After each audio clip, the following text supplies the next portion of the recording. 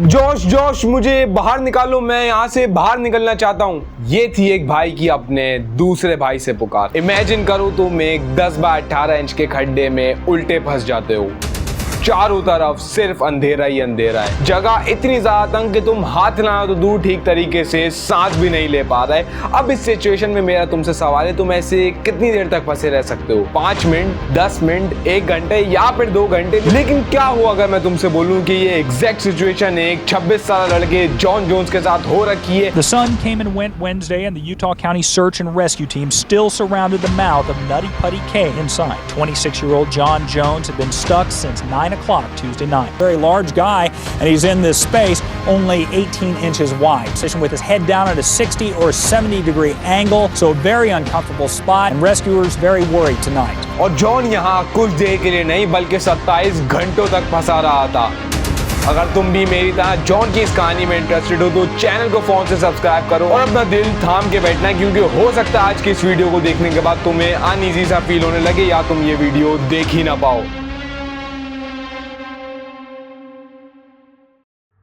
हमारी कहानी की शुरुआत होती है 24 नवंबर साल 2009 को, जब जॉन, उसका भाई जॉश और उनके 9 दोस्त नटी पटी केव को एक्सप्लोर करने जाते हैं। जॉन वैसे तो एक मेडिकल स्टूडेंट है जो कि वर्जीनिया में अपनी वाइफ और बेटी के साथ रहता है, लेकिन ये लोग थैंक्सगिविंग फेस्टिवल को मनाने जॉन के पेरेंट्स के घर आए हुए थे। थैंक्सगिविंग फेस्टिवल अमेरिका का एक मशहूर फेस्टिवल है जिसमें लोग अपनी फैमिलीज के साथ क्वालिटी टाइम स्पेंड करते हैं। लेकिन क्योंकि थैंक्सगिविंग में अभी थोड़े दिन बाकी थे तो जॉन को एक आइडिया आता है। जॉन वैसे भी एक काफी एडवेंचरस किस्म का इंसान है, तो अपने छोटे भाई जॉर्ज से बोलता है कि क्यों ना अपनी बचपन की यादों को ताजा किया जाए। दोनों भाई बचपन में अपने फादर के साथ केविंग पे जाया करते थे और उन्हें इसमें बहुत ही ज्यादा मजा आता था। लेकिन अब क्योंकि सब अपनी लाइफ में बिजी हो गए थे, सबके ऊपर अपनी फैमिलीज की रिस्पॉन्सिबिलिटी थी, तो कोई भी केविंग के लिए टाइम नहीं निकाल पा रहा था। तो दोनों भाई सोचते हैं कि यार ये एक गोल्डन चांस है, वैसे ही वेकेशन चल रहा है तो क्यों ना किसी केव को एक्सप्लोर करने चलें। लेकिन आखिर जाएं कहां? यार एक काम कर सकते हैं, वो जो केव है ना नटी पटी, उसके बारे में हमने बहुत सुना है, वैसे भी वो हमारे घर से काफी ज्यादा करीब है, तो एक काम करते हैं वहां चलते हैं। नटी पटी केव अमेरिका की यूटा स्टेट में मौजूद एक हाइड्रोथर्मल केव है जो कि केवर्स के दरमियान अपने अनएक्सप्लोर्ड और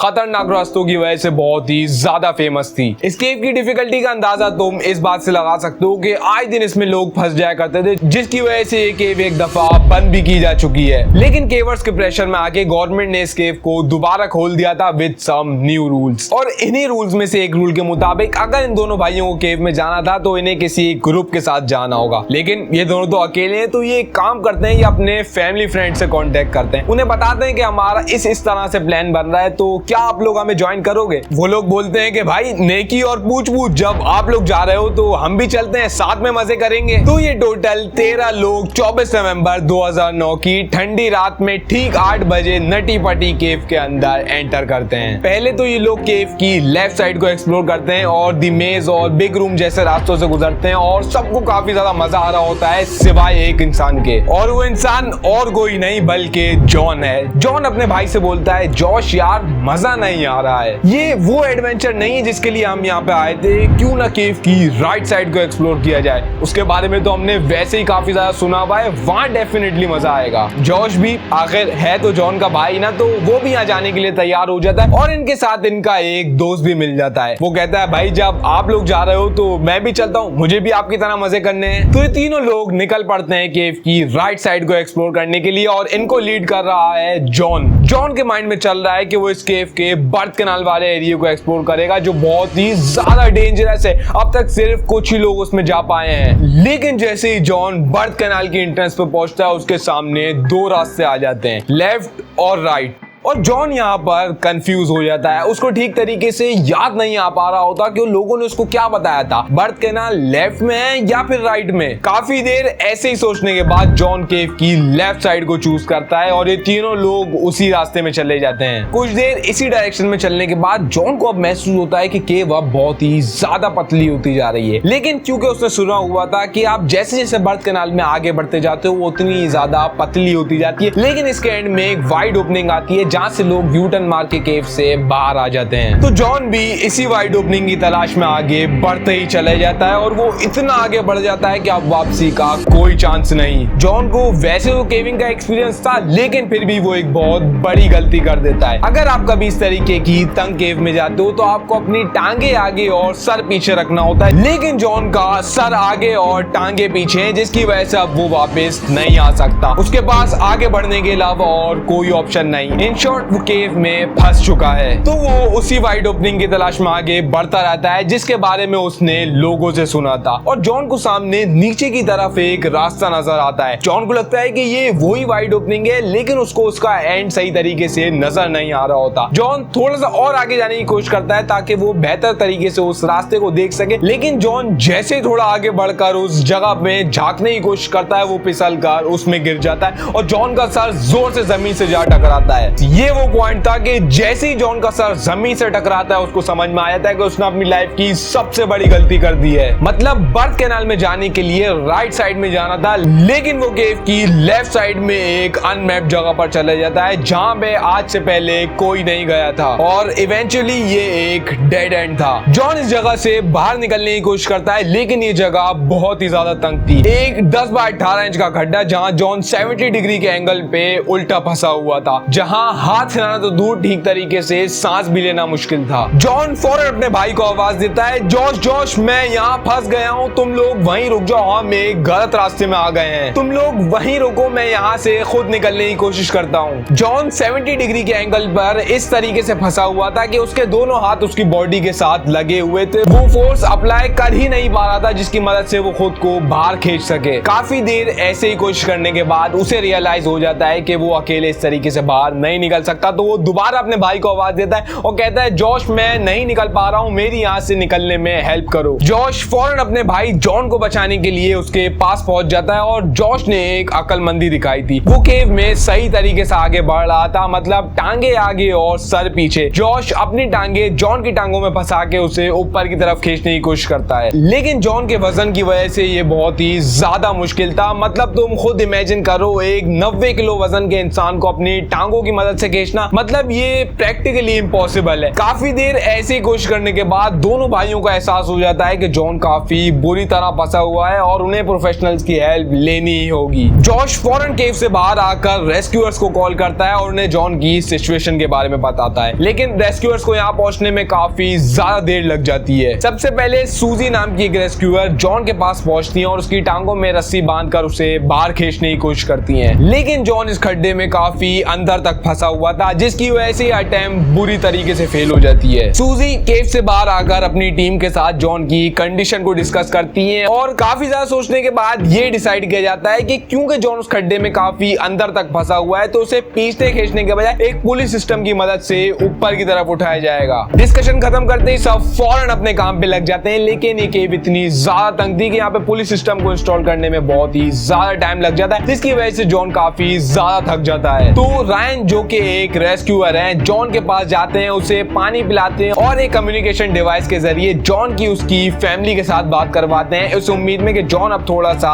रिलैक्स हो जाएगा। ये तरीका इवेंचुअली काम कर जाता है और अब जॉन के अंदर बाहर निकलने की एक नई उम्मीद जाग उठी थी। रायन जॉन की टांगों को रस्सी से बांध देता है और पीछे अपनी टीम को आवाज देता है, खींचो। टीम अपनी पूरी ताकत के साथ उस रस्सी को खींचती है और जॉन पुलिस सिस्टम के जरिए अब ऊपर उठना शुरू कर देता है। ये पहली बार था कि जॉन के इस पूरे रेस्क्यू मिशन में इतनी ज्यादा प्रोग्रेस हुई हो। जॉन अब तक काफी ज्यादा बाहर आ चुका था और रायन को जॉन का फेस नजर आ रहा था और दोनों ने यहाँ पर आई कांटेक्ट भी किया। रायन बताते हैं कि इस वक्त तक जॉन की कंडीशन काफी ज्यादा खराब हो चुकी थी, उसका चेहरा और आंखें बुरी तरीके से लाल और वो काफी ज्यादा थका हुआ लग रहा था। रायन जॉन को तसल्ली देते हुए उसे आहिस्ता आहिस्ता ऊपर की तरफ खींचते हैं, क्योंकि जैसे जैसे जॉन को रस्सी की मदद से ऊपर खींचा जाता था उसकी टांगों में बहुत ही ज्यादा दर्द होता था, वो दर्द के मारे जोर से चिल्लाता था। खैर इस पॉइंट पर अब जॉन काफी ज्यादा बाहर आ चुका था। सबको ऐसा ही लग रहा था कि अब जॉन यहाँ से निकल जाएगा कि इसी वक्त सबके सामने एक ऐसी प्रॉब्लम आ खड़ी होती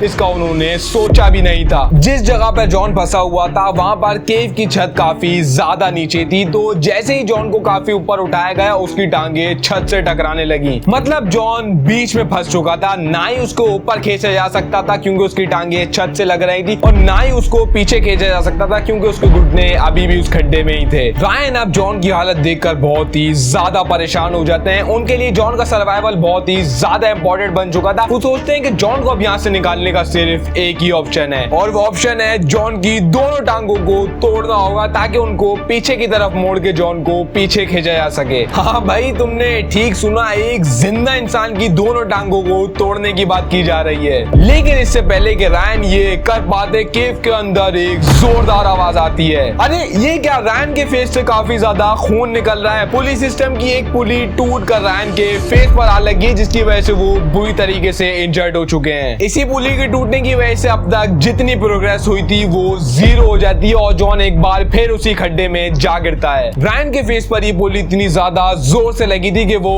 उसी टाइम बेहोश हो जाते हैं और रेस्क्यूअर्स को जॉन के बजाय रायन को ही रेस्क्यू करना पड़ता है। सारे रेस्क्यूअर्स एक बार फिर जॉन को बाहर निकालने के डिफरेंट तरीकों पर गौर करना शुरू कर देते हैं, लेकिन इस बार भी majority of the rescuers police system को ही चूज करते हैं, क्योंकि ऑलरेडी उससे काफी ज्यादा प्रोग्रेस हो चुकी थी। और इस बार ड्रिल मशीन्स को भी यूज करने का डिसाइड किया जाता है ताकि पुलिस सिस्टम को और भी ज्यादा मजबूत इंस्टॉल किया जा सके। काफी देर मेहनत करने के बाद पुलिस सिस्टम एक बार फिर इंस्टॉल कर दिया गया है और इस बार जॉन के पास रायन के फादर, जो कि एक रेस्क्यूअर हैं, उसके पास जाते हैं और जॉन को उसी पुलिस सिस्टम को यूज करते हुए बाहर निकालने की कोशिश करते हैं। जॉन एक बार फिर काफी हद तक बाहर आ चुका है, लेकिन शायद नटी पटी केव जॉन को छोड़ने के लिए तैयार ही नहीं थी। एक बार फिर वो हुआ जिसका सबको डर था। पुलिस सिस्टम दोबारा से फेल हो जाता है और जॉन एक बार फिर उसी खड्डे में जा गिरता है। रायन के फादर भी अब काफी ज्यादा एग्जॉस्ट होकर उस केव से बाहर आ जाते हैं और अब डिसाइड किया जाता है कि केव के अंदर एक डॉक्टर को भेजा जाएगा, क्योंकि अब जॉन को यहाँ फंसे हुए 25 घंटों से ज्यादा हो चुके थे। हमारी बॉडी में हार्ट ऊपर की तरफ होता है, तो ग्रेविटी की वजह से हार्ट को बॉडी के निचले पार्ट्स में ब्लड पहुंचाने में कोई प्रॉब्लम नहीं होती, लेकिन अगर इंसान उल्टा लटका हो तो हार्ट के ऊपर बहुत ही ज्यादा प्रेशर पड़ता है और पूरे ब्लड सर्कुलेशन की वजह से ऑर्गन फेलियर और हार्ट अटैक का रिस्क बहुत ही ज्यादा बढ़ जाता है। डॉक्टर्स के मुताबिक अगर कोई इंसान 10 घंटे से ज्यादा उल्टा लटका रहा है तो उसके सर्वाइवल के चांसेस बहुत ही ज्यादा कम हो जाते हैं, लेकिन जॉन को यहाँ पर 25 घंटों से भी ज्यादा हो चुके थे, तो यही डिसाइड किया जाता है कि एक डॉक्टर को नीचे भेजा जाएगा ताकि चेक किया जा सके कि जॉन वहां पर सही है भी या नहीं। डॉक्टर जॉन के शूज उतारकर उसकी पल्स और टेम्परेचर नोट करने की कोशिश करते हैं, लेकिन उन्हें कुछ महसूस ही नहीं होता। उन्हें केव की दीवारों में और जॉन की बॉडी में कोई डिफरेंस महसूस नहीं होता। डॉक्टर आखिरकार हार मानकर केव से बाहर आ जाते हैं और अब वो होता है जिसका किसी ने भी नहीं सोचा था। वो जॉन जोन्स जो आया तो था इस केव को एक्सप्लोर करने, क्या पता था कि वो इस केव से कभी बाहर ही नहीं निकल पाएगा। 27 घंटों की कड़ी मेहनत के बाद जॉन को अब डेड डिक्लेयर कर दिया जाता है, लेकिन जॉन की फैमिली ये मानने के लिए तैयार ही नहीं थी। जॉन की वाइफ कहती है कि एक इंसान जब इस पोजीशन में फंसा हुआ हो तो उसकी पल्स और टेम्परेचर तो वैसे ही महसूस नहीं होंगे, तो आप किस बेस पर उसको डेड डिक्लेयर कर सकते हैं। शॉकिंगली जॉन भी एक मेडिकल स्टूडेंट था, तो उसको सब महसूस हो रहा होगा कि उसकी बॉडी के साथ आखिर हो क्या रहा है, और अगर तो जॉन वहां पर जिंदा था तो ये ऐसा ही था कि किसी इंसान को जिंदा दफना दिया हो। दफना दिया हो? हाँ भाई, तुमने ठीक सुना। गवर्नमेंट और जॉन की फैमिली की म्यूचुअल अंडरस्टैंडिंग के साथ अभी डिसाइड किया जाता है कि जॉन की बॉडी को बहुत ज्यादा तकलीफ नहीं दी जाएगी। पूरी केव को सीमेंट भरकर सील कर दिया जाएगा और जॉन की कबर डिक्लेयर कर दिया जाएगा। तुम आज भी गूगल मैप्स के ऊपर नटी पटी केव को जॉन की कबर के तौर पर देख सकते हो। मैं इसकी लोकेशन डिस्क्रिप्शन में भी ऐड कर दूंगा, तुम वहां जाके देख सकते हो। एक बात हमेशा याद रखो, एडवेंचर और सेफ्टी के अंदर एक पतली सी लाइन होती है जिसका इंसान को ख्याल रखना होता है। अगर इंसान कभी इस लाइन को क्रॉस कर जाता है तो हमें जॉन जोन्स जैसे ही एक्सीडेंट्स देखने के लिए मिलते हैं। तो दोस्तों, ये थी जॉन जोन्स की एक दर्दनाक कहानी। मैं यही उम्मीद करता हूँ कि आइंदा किसी और के साथ ऐसा ना हो। वीडियो कैसी लगी कमेंट में जाके जरूर से बताओ। चैनल को फौरन से सब्सक्राइब कर दो अगर इस तरीके की खतरनाक वीडियोस तुम देखना चाहते हो। मैं मिलता हूँ तुम्हें नेक्स्ट वीडियो में, तब तक के लिए